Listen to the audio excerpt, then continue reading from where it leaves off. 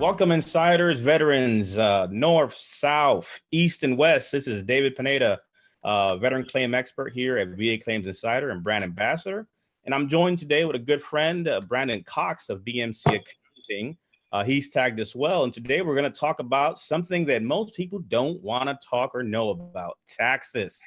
We got a lot of good stuff we want to share and talk about. Brandyn actually is a accountant. He works with a few of our coworkers here as well. Does a lot of work with different veterans who are entrepreneurs. So if you have questions, feel free to jump on and ask some of these questions. But there's some secrets we want to share today. But I'll let Brandyn introduce himself. Tell us a little bit about where you're from, how long you've been working in accounting, and a little bit about yourself, brother. Appreciate it, man. So yeah, I am Brandyn Cox. I own BMC Accounting LLC. I've been in business now for about 3 years. So I am an enrolled agent, which is a federally credentialed tax professional. I strictly really go towards the small business and individual taxation. So anything with people that make gross receipts 10 million a year or less is usually my target market. Those are the people that I usually provide the most value and benefit for, I think, and what I've done in my service. I've done about 47 different states right now. So there's about 3 states left. I think it's like Vermont, New Hampshire, and somebody else. I think Maine is the last 3. Just got a couple East Coast states I haven't done business in yet. So I do business nationwide. I do bookkeeping, payroll, tax return planning, business formation, anything and everything tax and accounting you could think of, I handle it. So from business entities and veterans that have business, just regular mom and pops, daytime 9 to 5 jobs. Yep. For regular accounting purposes, correct? Yeah. Interesting. And you're a veteran yourself as well, right? I am. Yeah, I was active duty in the Army from 2007 to 2013. I did a tour in Afghanistan for a year, stationed in Fort Drum for about the last 3 years I was in, and I also went to Germany, which was really cool. Nice. Yeah, I spent a few days in Fort Drum. Nice winters there and lovely summers, to say the least. Yeah, you're being way too generous. Well, I gotta rock with my 10th Mountain folks over there, so that's awesome, man. So let's peel it back a little bit. So as a whole, when you start talking about accounting and tax and things, obviously our network and people that we deal with, we talk about claims and things of that such. And ratings and veterans. And we start looking at what are some of the things that I guess people might not even think about when it comes to taxes, property tax breaks, things of that such. Obviously, it varies from state to state. But what would you say is one of the big things like the people would not be aware of? Obviously, we want to share 3 secrets, maybe some bonuses as well, and entertain some questions. But what would you say is one of the pressing things that if you could say, hey, pay attention to this and make sure you do this, you would have them do that now? Sure. So I would say the first one, because there may be plenty of veterans now who have, since they got out, became a military spouse because maybe their spouse was still in and they were doing military at the time. One of the wonderful benefits of what's called the Military Spouse Residency Relief Act, what that allows for is a lot of times 2 spouses that are in the military will come from different states. But once you're a military spouse, you're no longer in the military. You can claim your spouses, whether it's your husband or your wife, whoever's the active duty military member, you can claim their state for your taxes. So let's say you're originally from Georgia, which has Georgia has income taxes, but your say your wife is in Florida, that's where she came from. You can actually change your state to Florida to say that now my home of record would be Florida, it'd be connected to whatever his home of record was, and you would completely not have to pay state income taxes to Georgia, even if you worked in Georgia. Because of the Military Spouse Residency Relief Act. That can save a couple thousand a year probably for many people if they're still a military spouse. Huh. Interesting. Yeah, I didn't actually even know about that. I think that's actually because I think one of the things that most people think about is, hey, Brandyn, I got my rating. I'm 100% now. How does it work for like the tax thing? As far as my tax breaks for property tax, what would you say is the general process to do that, right? It seems pretty fair and easy, but it's not an automatic thing. There's some steps you have to take regardless of where you're at. Can you elaborate a little bit on that? So yeah, some states do have a 100% disabled veteran status. If you have that from the VA for your comp and pen, you'll get no property taxes in some states. So all it is as simple as determining first whether or not your state provides that.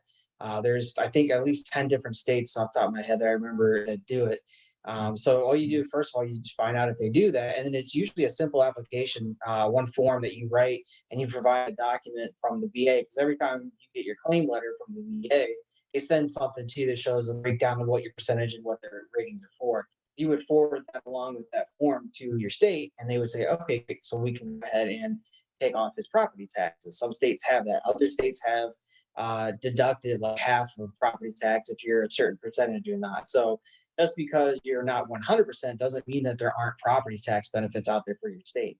Now, unfortunately, not every state is as vet friendly as the next door neighbor, but there are plenty out there that do that. And I think that's a telling point. I think a lot of individuals only see the 100% as the end goal, and they don't verse themselves in locally what they have available to them. One of the things that we're actually going to release and show is we have a whole document. It's about a few 100 pages, and essentially it breaks down like every state and some of the general tax breaks and benefits for veterans that we'll share as well for them. But just really knowing what's available to you. I think even from a planning perspective, right? I think when it comes to taxes, planning for retirement, planning to where, okay, I got my retirement, I got my rating, what states should I go to, right? What states are more veteran friendly than others? I think also is something that comes into planning, right? We don't think about retirement, even when it comes to us, right? You might be disabled, you might be completely out of work right now. And, certain states might be a better way to look at and verse yourself. That information is out and there. That's a great point that you brought up for retirement, because there are other states too that don't even tax military pension. So if you are receiving a military pension, some states don't even include that in your gross income for the year for that state. Now, federally, you're still going to have to include that gross income, so you would still pay that to the IRS, but you may not have anything for the state. So that would be something as well too. Or they have like some states like Michigan, for example, if you are at least a 10% rated disabled veteran, you automatically get a $400 deduction on your state income tax return. So every state has its own little perks and benefits for that. And it's the same thing for small business owners too. So like for veterans, if you're in Texas, they have the Senate Bill 1049. And what that is, that allows you to waive the very expensive $300 fee to file an LLC or articles of incorporation to become a business owner. So you could essentially do it for free. It takes about 2 weeks. I do this probably 2 or 3 times a month for people. All you need is a copy of your DD 214, and then you write a letter to an email address. I can put up a link for it later, the exact directions. But they give you a little identity code or whatever for verifying to say that, yes, this person was honorably discharged from the military, so he can get that fee waived, and you file that with your articles of organization or incorporation. You can get a business for free in Texas, and they don't pay franchise tax for 5 years. Huh.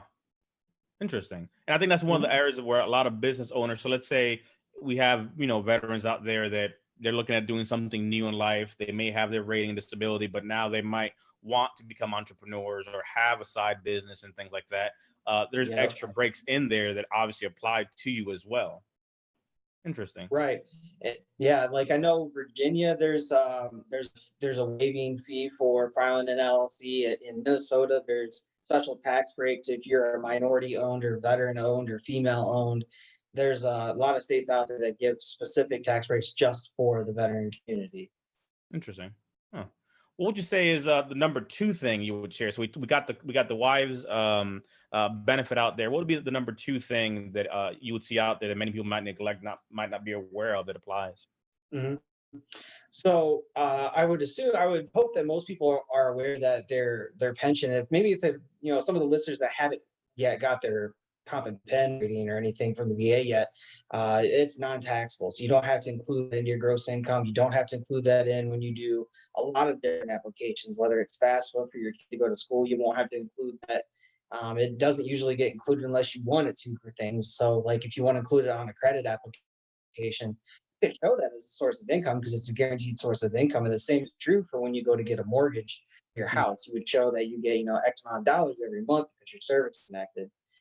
So you can it's nice because with that comp and pen that you're getting from the VA, it's some places you can put it in and some places you can choose not to put it in. Huh. And I think that's one of the questions we've seen a lot of times, like in our group, individuals would ask questions like, hey, I'm on Social Security disability and I'm subject to, like, say, an income earning capacity, cap or what have you, right? Sure. How would that play out for an individual who has a rating? Because that's always one of the questions we've seen a lot in our group. where it's like, hey, I'm on Social Security disability and I don't want to, you know, blow the cap or risk, you know, being employed. Again, that kind of feeds into what you're saying, but could you elaborate a little bit about how the IRS treats that and sees that as income? Sure. So the IRS will completely exclude any of your uh, disability income. So it's not includable at all, but your pension or Social Security would be. So one of the things that Social Security is kind of funky with the IRS, the way it works out, it's either taxed nothing at 0% or 85% of it is taxed or 50% of it is taxed. It all depends on how much money you make throughout the year. So Mm. if you have, like, let's say you're 100% disabled and you're making, let's say on average, $3,000 a month, that's $36,000 a year that you're making. But since you're not putting that on your tax return, your Social Security is going to get taxed much less, if at all, if that would be your only other source of income. So it's not gonna affect that. Okay, interesting. We got a few folks here in the comments. So let's, Antonio's in the room. We have Roosevelt. We have Kenneth. Kevin's in here. Mike's in the room. We have Doug. What's going on, brother? Tammy's here. Alexia, Reno, Susie, James. Is there a resource, James asked, or link to literature about every state tax benefit? And are there any federal tax breaks? Okay, good question.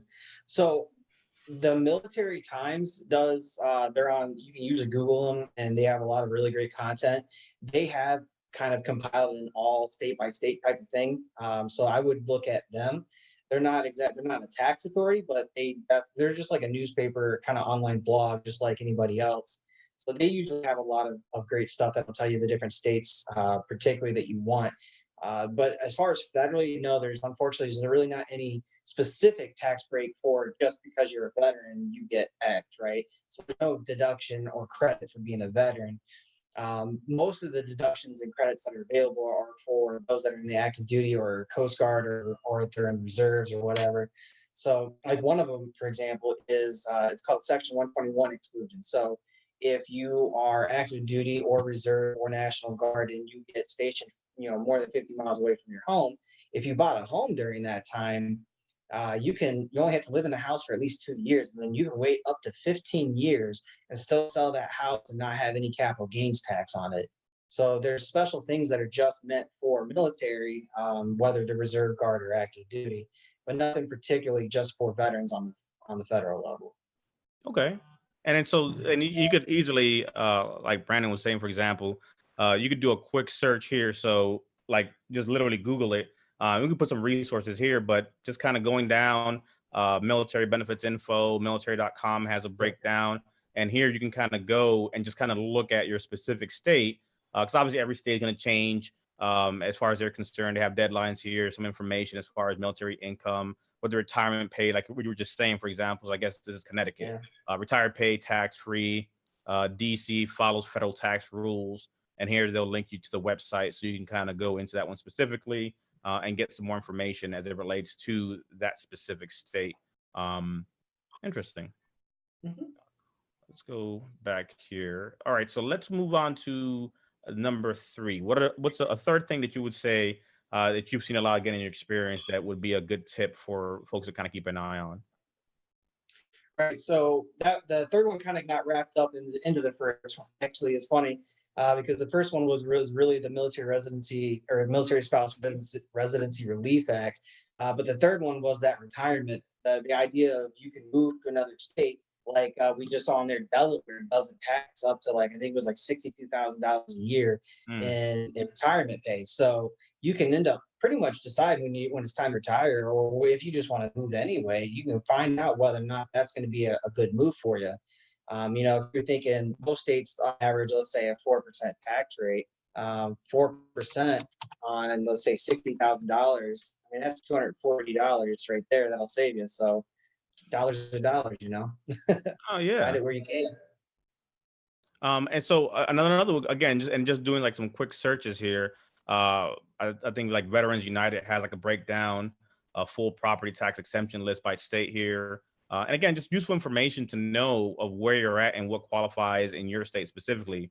Arizona, disabled veterans in Arizona receive a property tax exemption of $3,000 on his or her primary resident, and in total, assessed value does not exceed 10. $50,000. So like, what does that mean, right? So I've seen some places like that where question. you see those, Yep. like I see like, oh great, take $3,000. I'm living in Arizona, but the total assessed value is not set. Can you break that down for non-tax, savvy people? Sure. So, like when you buy a house, you might buy it for, like, let's say $150,000, right? Mm-hmm. Well, that's how much you paid for it. But the way that the county would assess taxes is they do a tax valuation. So they say for this $150,000 house, we'll say 50,000 of it was dedicated to land, 100,000 of the purchase price went to the building. So they're going to say, okay, well, of the value of $50,000 fair market value, how much is this as tax value? So they only tax you on maybe 20,000 of that 50,000, and they will apply whatever their tax rate for that county is to that rate. The same thing would go for the building. Mm-hmm. So to pay property taxes, your assessed rate is pretty much 99% of the time going to be less than what you paid for it, unless you got a really healthy deal, like you got a foreclosure or something. Understood. So like here in Texas, obviously people talk a lot about tech. I was just kind of scrolling here. So Texas, Yeah. if you have a 70 to 100, you could receive 12,000 in property tax exemptions. Veterans with a 100% disability rating are fully exempt from property taxes. 50 to 69% may receive 10,000, 30 to 49, 75, 10 to 29, 5,000. So here's a bonus question of the day. In your experience working with veterans in different states, what have you seen that is by far, you would say, the most vet friendly state when it comes to tax break, right? Like, hey, Brandon, I'm gonna retire. It's about to get out of here. The kids are out the house. I got my disability. I'm retired. Where should I go? I would say it would be an easy guess to go to Texas. They by far and large have the best benefits statewide for veterans, and it's not even just tax wise too. There's other grants and scholarships out there for veterans. There's special stuff for the license. There's all sorts of things about Texas. I would say that that's probably one of the best states to go to for sure. Okay, awesome.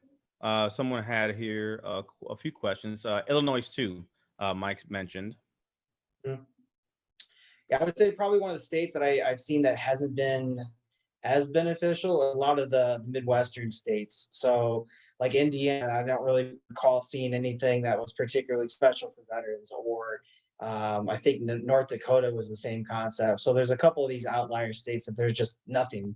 And you saw the same thing with DC when we were looking at that other one. So they follow whatever that they have for the federal guidelines. That's what they do. So not every location is nearly as vet friendly. Okay, yeah, Illinois has a similar breakdown: 30 to 50 get 2,000 reduction in EAV. 50 to 70 can receive 75,000 exemption. Those at 70 or more pay no property taxes, and so on and so on. So, but again, that goes back to really doing your homework of seeing what you have available for your specific location and where you're at. So, one question that came up here, so Robin asked, is there a software that could be an affordable, could be an affordable for veterans, small owned business for tax help? So small business owner, what would you recommend as a good tax software? Someone kind of offered up that they've used TurboTax, something like that. What would you say? I would have to say it, and this is whether you use me or not. If you own a business and you're doing your own taxes, you're probably wrong. And the main reason behind that is, like, for example, let's say like my typical charge for small business, let's say it's just a single member LLC. They might, for their personal and business return together, they might pay $500 or $600. I can guarantee you that I will find you $500 or $600 in tax savings at minimum, more than you can. And that's the thing. It's not so much that people, when they do their own business taxes, that they do something where they get audited or in trouble. It's typically they just aren't claiming enough or didn't know that there were special things that they can do. So I don't recommend any software. I recommend some sort of actual tax professional for businesses. Now, individuals, if you just have a W-2, maybe some 1099 interest and dividends, by all means, use like H&R Block or something. I don't really market so much for just individual returns. Small business is where I really market I dig my heels in. But then I also do their personal returns, in connection with it. Okay. Someone here said, my husband gets a small pension, but he had a stroke and cannot use his left. He's rated 20%. How do we change it? So that's more on the disability side of the house. So that's something that we can definitely look into in that case, depending on the inputs. But you have something on that too? Yeah. Well, the one thing that just kind of brought this up too. So There's a so like 401ks and traditional IRAs, simple IRAs, all those. Most people, I would imagine, know that there's a penalty if you take it out early, right? So at 59 and a half, you're allowed to withdraw from your retirement accounts. And if you draw early, you get a 10% penalty. Well, that actually can be waived. So if you have like 100% disability from comp and pen, and your for is due to total and permanent disability, you could pull that money from that retirement account without having to pay that 10% penalty tax. And that can be, substantial. So let's say you've got even a mere 40,000 in your 401k and you pull it out. Now you don't have a $4,000 tax penalty to pay anymore. You just saved yourself $4,000. Interesting. So that's something that you can combine also there, Susie, based off like what Brandon's saying, right? This is a disability side of the house, but because it's pension related and now those the ability to take money out of there, that's also great information. Todd asked, I'm setting up an LLC now in Texas, and yes, they waived the setup fee for veterans. However, that bill, the SB 1049, is set to expire in January, so move quickly. DD 214, email that to SB 1049 at the email address here for verification of your service. Then you can file with the state. Yep. That's the process. Yeah, I would be surprised if they don't continue that. Most laws have a sunset date. What it's called is when the bill is set to expire. Like for example, the Tax Cut and Jobs Act 2017. So the big tax reform that happened, that actually almost the entire thing is a sunset date in 2025. So it's kind of like, yeah, well, maybe it will get renewed. We don't know yet. But for something like that, Texas has been doing for a little while. I would imagine that they would probably want to keep it, but there could be ulterior reasons why they don't. Understood. Michael says, move to Florida, 0% tax, 10 to 90% disability, get 10% off tax breaks, and 100% disability, get 100% of it waived. So there's some folks rooting for Florida here as far as retirement. Florida is a really good state. I would say of the top two states I like for tax purposes, I'd say even top three would be Texas, Florida, and then Ohio afterwards. Okay. So what's your take on this? So the question came up of the software program, right, for like TurboTax. Someone said, for example, don't use software if you have a higher chance of audits. What do you think about that? That's not true. So the only reason I would say that could potentially be true, it's not a correlation, or it'd be more of a correlation than a causation effect, which is that people, when they file it using software versus any other method, I guess the only other method would be by hand, is that people are not taking the appropriate deductions that they're doing, or they overclaim things, or they just don't know what they're doing. So one of the issues is when you file your own taxes, even if you use like H&R Block software or whatever, right, you're still liable for what's on the return. So even if H&R Block or some other software makes a miscalculation, they don't go after the software company. It's still your liability. It's still your concern. So even just saying that software alone is going to make you more audited, no, it's definitely not true. Because I've done over thousands of returns by electronic file, and I've had one person get audited, and they once they saw what we handed to them, they just said that we're good. Yeah. So that's a very good question. So and you said this at the beginning, so I think now that we're kind of deeper into the tax, funnel here, what's the difference between, let's say, H&R Block and a registered agent, right? When you start looking at those differences, what's the difference between those two? Okay, good question. So as an enrolled agent, I'm actually we are the only people that are actually tested by the IRS. So the IRS actually makes us go under scrutiny. We have to take a 3-part taxation exam for individuals, for businesses, and representation, and then we go a background check. So we have to clear all of that. And it's a pretty good watch out rate. I want to say there's like 40% fail rate on that test. So it's not an easy test. Now the difference between someone like me and going to H&R Block trains their people for 6 weeks. They get a 6-week training, and most of it is how to just use the software. They don't know all the other tax regulations and policies. Most of them probably don't know what a revenue procedure is, or revenue ruling, or any of that information. They probably don't know what those are. So when you go to somewhere like H&R Block, you're literally just getting another person to type the stuff in for you and maybe know a few things. Generally speaking, when you go to these box chain stores like Liberty Tax or H&R Block, there might there might be one person that's actually got an accounting degree in the building, and he might be the manager. And then there's probably an EA or a CPA that actually is like the regional manager. When you go to these places, you're not talking to someone who really is a tax professional. They might say tax specialist, but they're definitely not a tax professional. Hmm. And I also, the So, other thing with if EAs, I were to come to you, for example, right, as a registered agent, what are some of the tangible benefits? I guess so. We have the knowledge base, obviously. So you're, it's a kind of like almost looking at what we do on our site in VA Claims Insider. You have a VCE, essentially someone that works and has more in-depth knowledge because they've worked so many different things versus just saying, hey, fill this out and send it off. How vested, I guess, and protections or benefits outside of the knowledge base comes from having that registered agent, like in your capacity? okay. So yeah, with an enrolled agent, what's nice is I have unlimited representation rights before the IRS for any client in any tax matter. So the only place I can't go is tax court. The only people that can go to tax court are attorneys. You can become an EA, like I could be an EA and get admitted to a tax court. I haven't gotten to that level yet. Eventually, in the next 4 or 5 years, I will get to that spot. But if you get audited, so let's say I filed your return, David, and a couple months later you get a nasty letter from the IRS says, hey, you owe us this money, this thing was jacked up. I go look at the return, and then I can actually get a power of attorney from you for taxation purposes and actually talk to the IRS for you, so you don't have to worry about it or waste your time. HR Block doesn't have that because they're not enrolled agents, so they're not CPAs, they're not tax hence why it comes back to at the end to sign and send off. Right. So yeah, absolutely. So because you're still liable for whatever's on that tax return. If you sign that tax return and it's still jacked up, even if you had a professional fix it or file it, it's still your problem. So that's one of the things you have to keep in mind.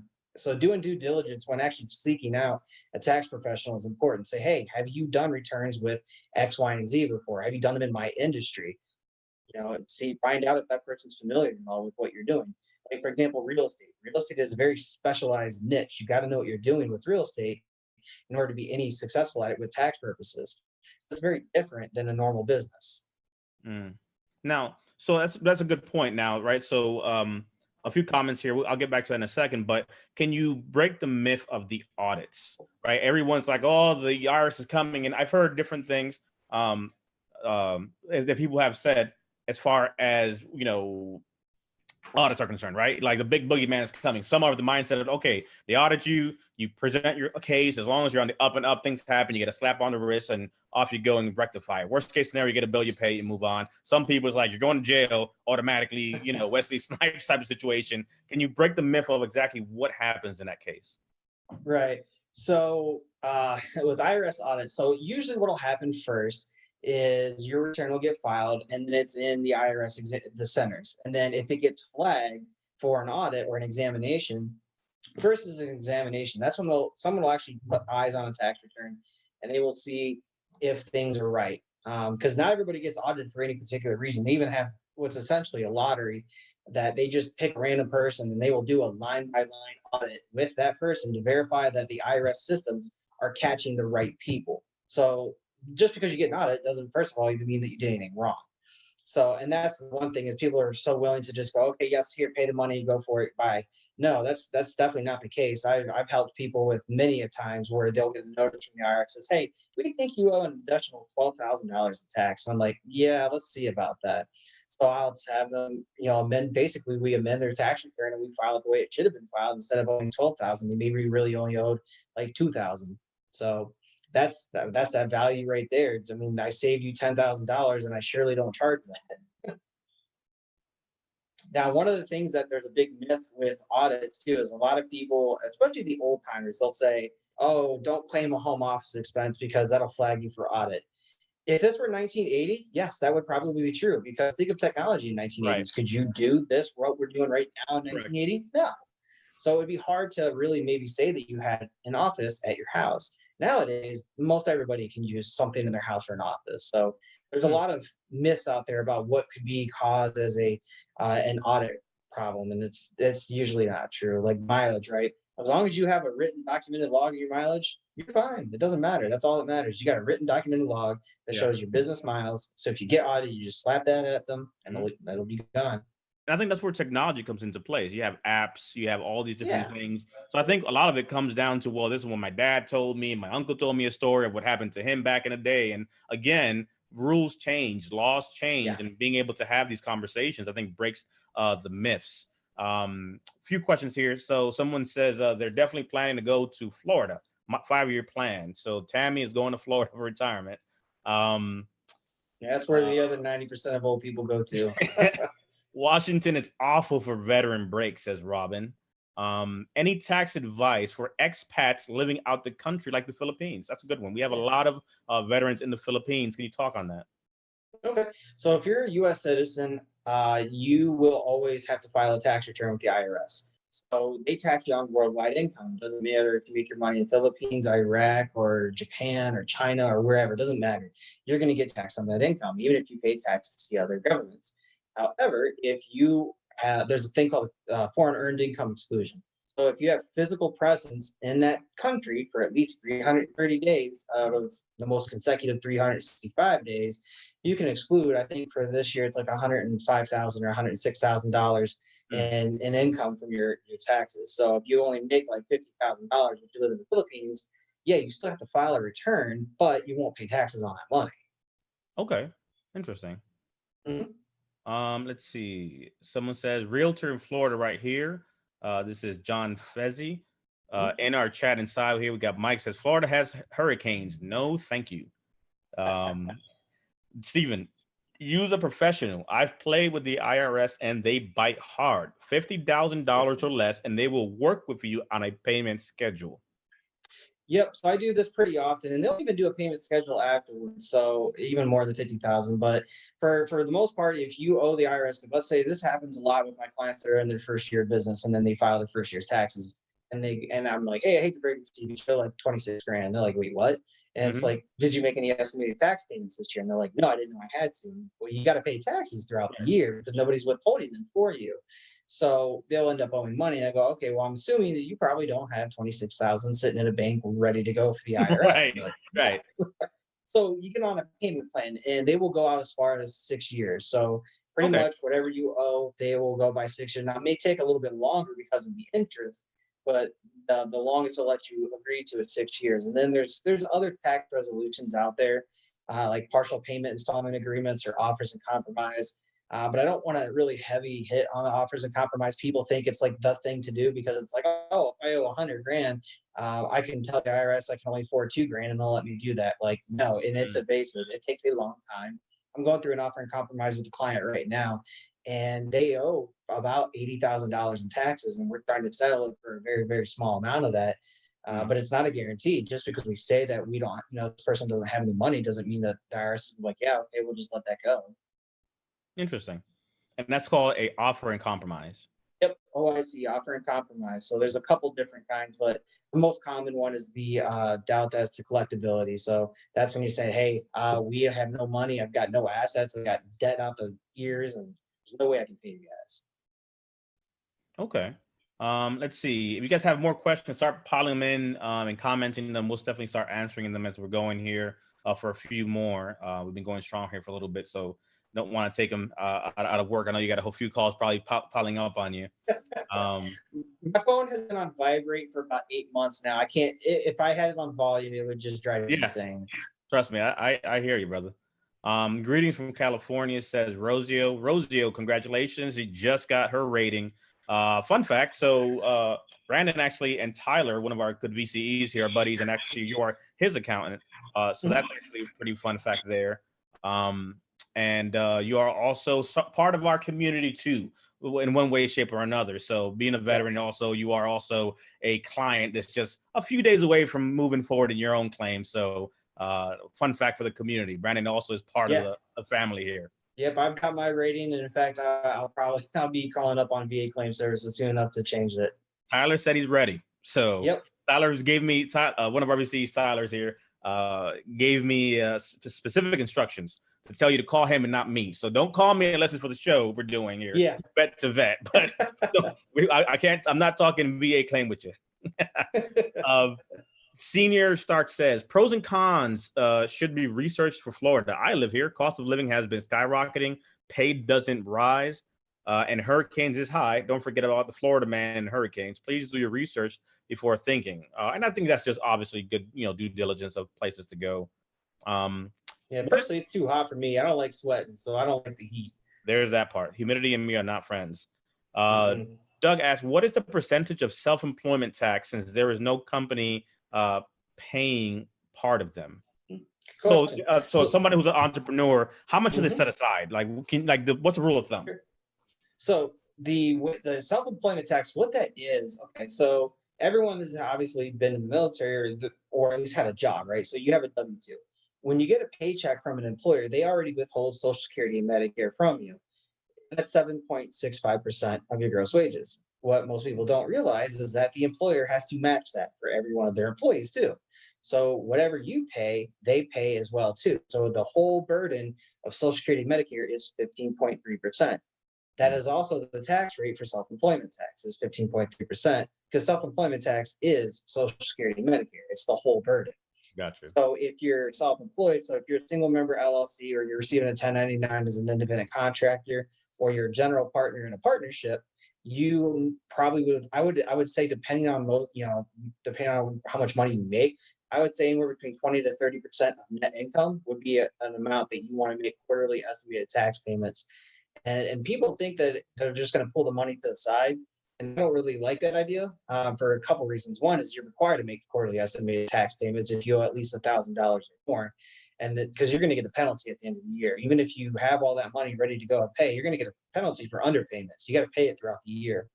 And then two is a lot of people have like this nice $20,000 sitting in a side checking account.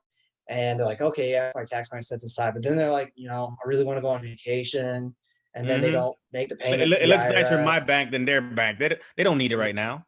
Yeah, they don't need it. I'll definitely make money and get this back, and then it never happens. And then you just become now another person has to go through tax resolution. It's just avoid the whole thing. You go to irs.gov/payments, and you can make your quarterly estimated taxes. And the same is true for your states. You're going to need to make income tax payments for your state as well. Most states. So that's a good point, actually. So you have your estimated that you're paying if you're a small business owner, what have you. As long as you're making that due diligence, maybe you were under, maybe you were over, but at least you met the requirement of trying to pay that, right? So maybe you didn't pay enough, but at the end of the year, would they penalize you for not, let's say, paying enough? Right. So there's a safe harbor. So there's actually two safe harbors. So let's say in 2019, your first year in self-employment. So last year you had a wage worker, you were a W-2 worker, right? If you made at least 100% of the tax payments that you would have owed last year, whatever your tax liability was, you won't get another payment penalty for not paying the exact amount this year. Or if you pay 90% of this year's burden, then they will waive the underestimated tax penalty. So if you don't pay anything and you just wait till the end of the year, that's fine if that's really what you want to do, but you're going to donate to the government by paying an underestimated tax penalty. And it can be a couple $100. Gotcha. Huh, Yeah. interesting. So one question that came up, and I'll actually share because I have it up here. So do you have a website? Are you accepting new clients? And what states are you located in? So recap a little bit for those that joined us. I'm going to pull up your website and your Facebook as well, but can you talk about your location, who you work with, and kind of someone wants to reach out to you here? Awesome. Yeah, so I'm actually in Ohio, but I do work nationwide. So kind of like how we're just doing a video chat right now with me and David and everyone's joining. That's kind of how a tax return would go, except for it would just be me and the client, not everybody else watching. So I use Zoom just like we're using here to go over a tax return. So I have availability to take on other clients, and I do pretty much anything and everything tax and accounting. Okay, so here we have, you have your public page, BMC Accounting LLC, and bmcaccountingllc.com is your website. So the short answer, yes, you are taking more clients and obviously working with veterans and helping them navigate not only business, but personal taxes as needed. So I think that's something key to hone in on for sure. Because I think ultimately a lot of individuals, are not aware of what's available. As far as help, right? You just think H&R Block or do it yourself. This is easy. My cousin went to school and, did some math and then, she can help me out do this form and I'm good to go, right? But I think there's a lot that's left on the table if you don't know what you don't know, right? There's that issue there where I think having that expertise of a registered agent that has that skill set to reach out. Like I can tell you guys, so I reached out to Brandon. We had a quick consultation, same way. And, I just would say, reach out and just verse yourself, right? It's like with us, you want to have a conversation about VA claims, reach out. There's no cost to have a conversation. If you want to use our services, we're here, VAClaimsInsiderLink.com. But if you don't, that's fine. Same thing on the tax side of the house, right? You want to talk to Brandon, ask him a question, look him up on Facebook.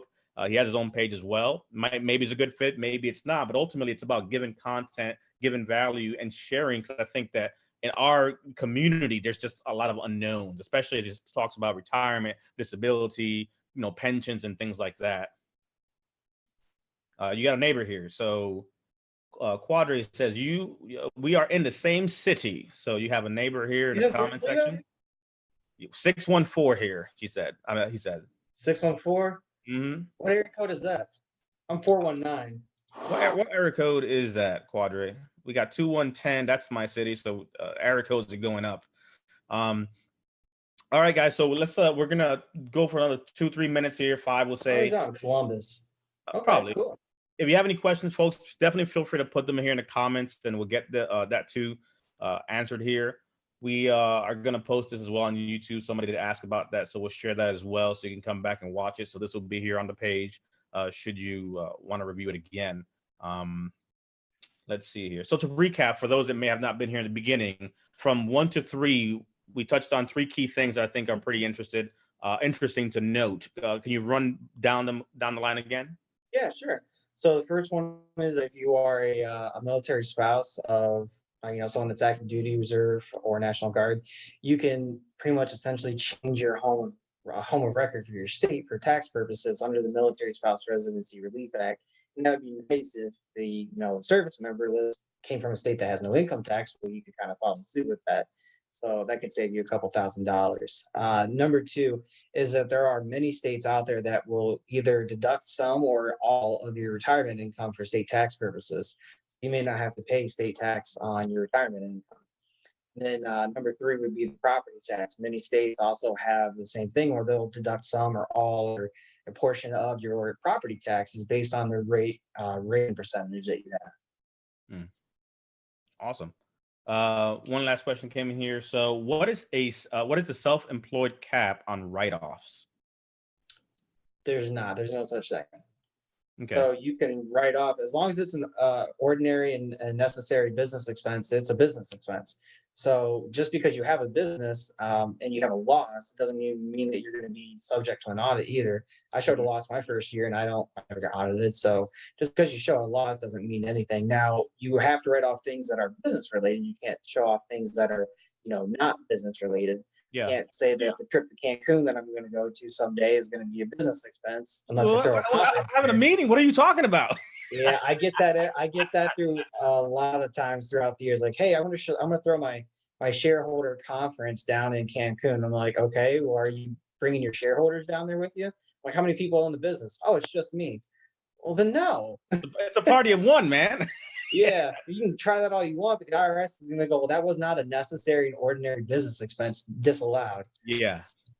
So that's a good question. So can you elaborate? What are write-offs, right? People, I think, have a very misunderstanding when it comes to write-offs, especially when you start thinking about business. Like, hey, this is a write-off. I'm going to write this off. This is great. I'm going to write off everything and everything, and you kind of touched on it a little bit, but just at the very basic level, what is a write-off? Because I think some people start to think I can spend all this money because it's a write-off, and they kind of think it's like a credit that comes back to them. Can you give us the basic breakdown? A person that makes $100,000 a year, what's something that what would a write-off realistically do for a person, let's say, that made $100,000 and had $50,000 in potential legitimate write-offs?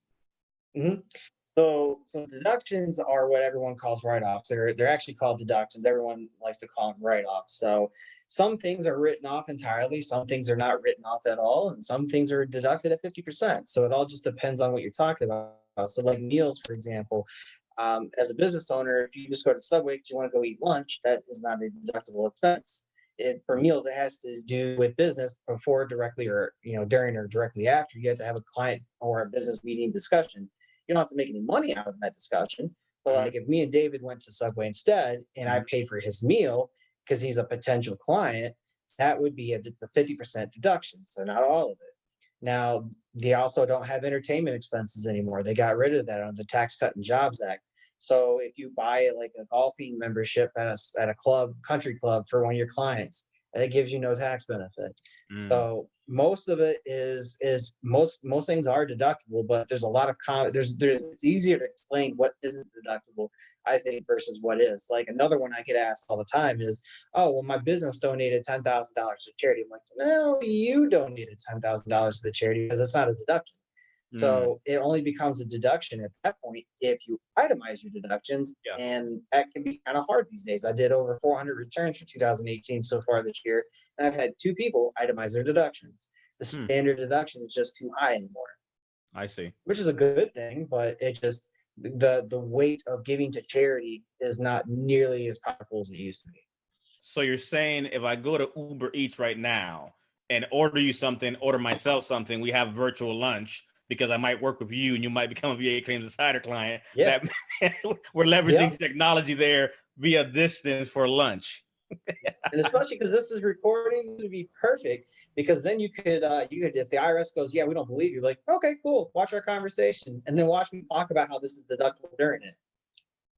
Let's do it. I like Panera, man. Use technology, man. I love it. Antonio asked the question. I recently disenrolled from the VA healthcare because my spouse was earning too much money. She's a teacher. So now I'm in the process of applying for VA disability and Social Security disability. Assuming I get approved for both, do you see any taxation implications for my spouse and I? Kids are grown and out of the house. Okay, do you have health insurance at all would be the first question, because they still have the shared responsibility payment. So if you don't have health insurance because you disenroll from the VA, which would usually qualify for this, but if you disenroll from the VA so you don't have the health insurance with them anymore, you might have a shared responsibility payment at the end of the year, and that can be pretty expensive. And then the second one is if you're only going to receive money from disability rating and then also from Social Security. The Social Security is the only thing that's going to be taxable. So 85% of it will be taxable, or 50% of it will be taxable, or none of it will be taxable. And it depends on how much money you bring in for the year. So I would say minimal, but Social Security just withholds some income tax on that. 10-12%. Awesome. Yeah, so I think that's so that puts us right at the 45-minute-ish mark. We got a lot of good stuff that came out. Question inside here, Mike asked where you were from. You put down Toledo, Ohio. We really honestly appreciate your brother coming on. I think it's just good to have different discussions. You know, yes, we're looking at VA claims, and yes, we're looking at disability. But as veterans, as business owners, potentially people retiring, there's a lot of information I think that needs to be shared. And sometimes just having these conversations are great. You know, hopefully we can get back together soon and kind of maybe take a deeper dive into other things, right? Right. Take a pool about certain things. I think real estate's a big one for a lot of individuals when it comes to like, should I buy? Should I sell? Should I move? Should I rent? You know, different tax questions and breaks, right? Because we have a landscape of a variety of people. Some are business owners, some are just retired, not doing much. So it's just good to share that. But I really appreciate you taking some time today to come into the community, share some stuff. We've had a great amount of questions. And that's pretty much, I think, a good place to end it for today, brother. All right, man. I appreciate it. Thank you for having me, by the way. It's always a pleasure talking to you. I like chit chatting with you, David. Awesome, man. Yeah, it's good stuff. This is what we do, man. So insiders, veterans all across the world, we appreciate you guys for tuning in. We'll be back next time for some more vet to vet talk. Talk soon. Sweet.